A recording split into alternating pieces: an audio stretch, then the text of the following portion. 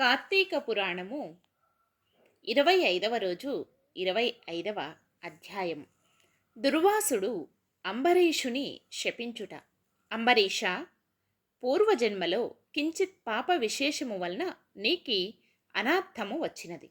నీ బుద్ధిచే దీర్ఘాయువుగా ఆలోచించి నీ కెటులు అనుకూలించును అటులనే చేయుము.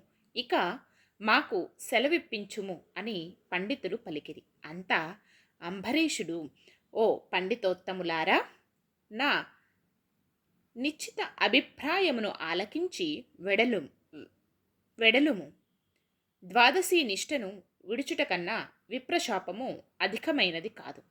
జలపానము చేయుట వలన బ్రాహ్మణుని అవమానపరచుట కాదు, ద్వాదశి విడుచుటయూ కాదు. అప్పుడు దుర్వాసుడు నన్ను ఎలా నిందించును?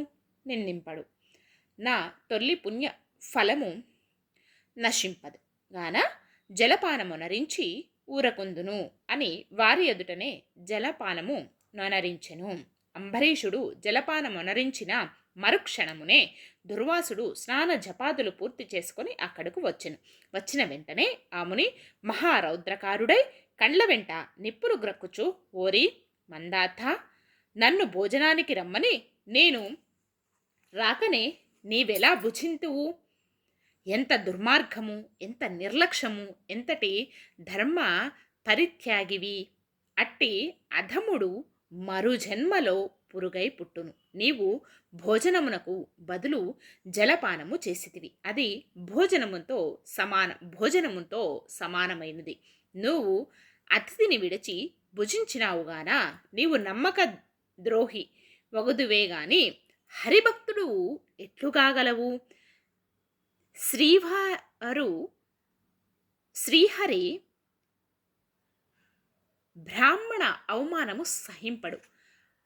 మమ్మే అవమానించుట అనినా శ్రీహరిని అవమానించుటయే. నీ వంటి హరినిందాపరుడు మరి ఒకడు లేడు. నీవు మహాభక్తుడవని అతి గర్వము కలవాడవై ఉన్నావు. నీ గర్వముతోనే నీవు నన్ను భోజనమునకు ఆహ్వానించి అవమానపరచి నిర్లక్ష్యముగా జలపానమొనరించితివి. అంబరీషా, నీవెట్లు పవిత్ర రాజకుటుంబములో పుట్టినావురా? నీ వంశము కలంకము కాలేదా అని కోపముతో నోటికి వచ్చినట్లు తిట్టెను. అంబరీషుడు ముని కోపమునకు గడగడ వణుకుచు ముకిలిత హస్తములతో, మహానుభావా, నేను ధర్మహీనుడను. నా అజ్ఞానముచే నేనీ కార్యము చేసి తిని. నన్ను రక్షింపుడు. బ్రాహ్మణులకు శాంతియే ప్రధానము. మీరు తపోధనులు, దయా దాక్షణ్యములు గలవారుగాన నన్ను కాపాడుడని అతని పాదములపై బడిను. దయాశూన్యుడైన దుర్వాసుడు అంబరీషుని తలను తన ఎడమ కాలితో తన్ని, దోషికి శాపం ఇవ్వకుండా ఉండరాదు. నీవు మొదటి జన్మలో చేపగాను, రెండవ జన్మలో తాబేలుగాను, మూడవ జన్మలో పందిగాను, 4వ జన్మలో సింహముగాను, 5వ జన్మలో వామనుడుగాను, 6వ జన్మలో క్రూరుడువగు బ్రాహ్మణుడవుగాను, 7వ జన్మలో మూఢుడైన రాజుగాను, 8వ జన్మలో రాజ్యము గాని సింహాసనము గాని లేనట్టి రాజుగాను, 9వ జన్మలో పాషాండ మదస్తునిగాను, 10వ జన్మలో పాపబుద్ధిగల దయలేని బ్రాహ్మణుడవుగాను పుట్టెదవుగాక అని వెనక ముందు ఆలోచించకుండా శపించెను.